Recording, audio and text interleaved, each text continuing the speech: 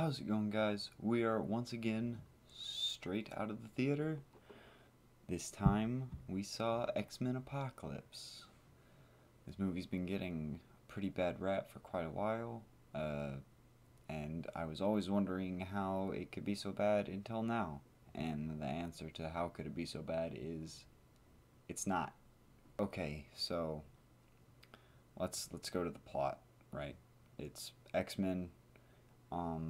And this is a little bit of a problem. It's the same plot. Mutants are put down, but however, it does move on to this one giant mutant. Apocalypse is like, yo, dog, gonna kill everybody, and then mutants will rule. Um, and he has the help of some other mutants that don't really get any development. Psylocke, Angel, and Storm, and Magneto. But he already has development.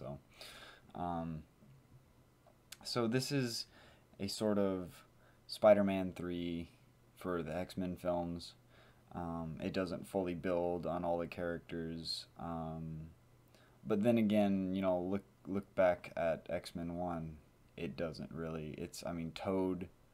What was it? Toad, Sabretooth, and I'm sure I'm missing someone.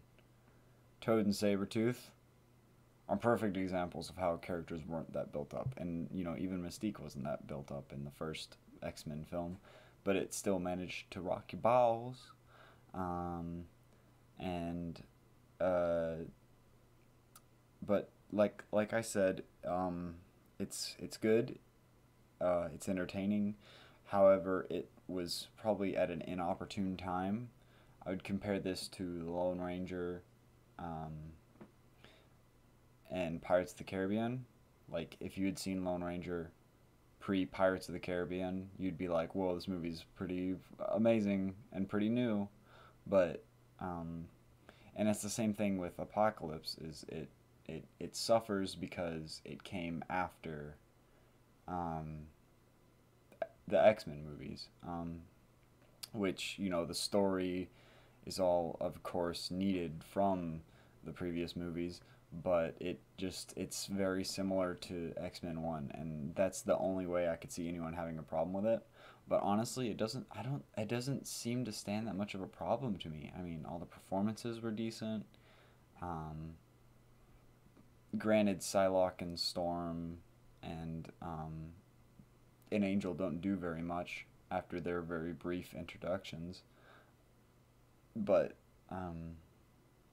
they're all fairly there, and they're kind of cool, and they have cool powers, and they do cool stuff.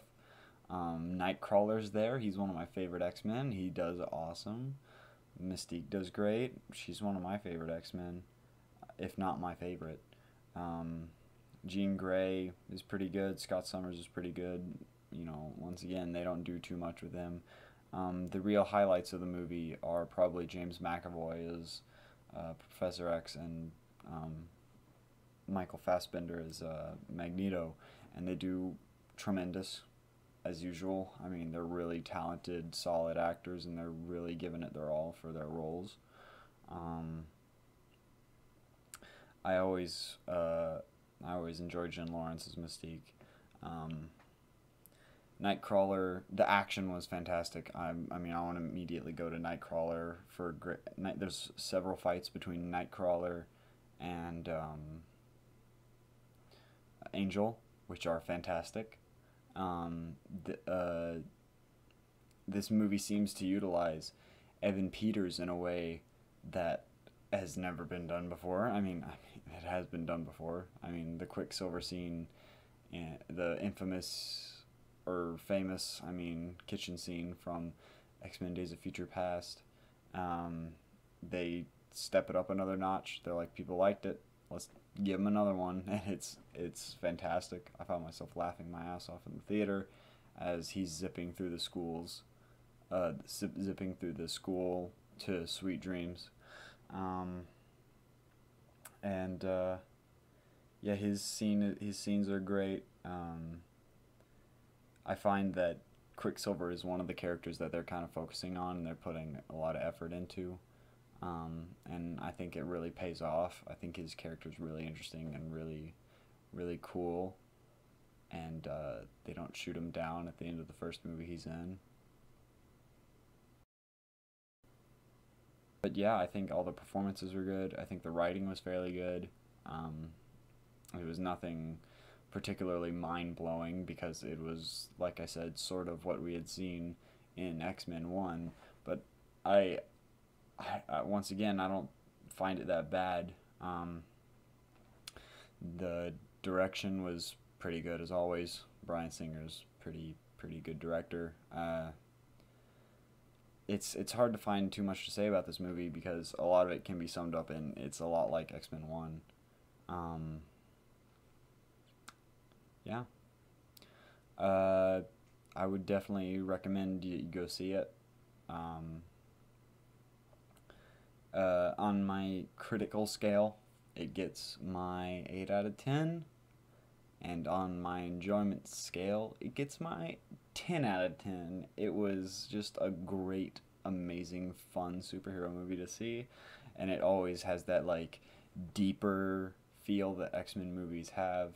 And it has the great action that all the X-Men movies have. So, definite recommend, would see. I loved it.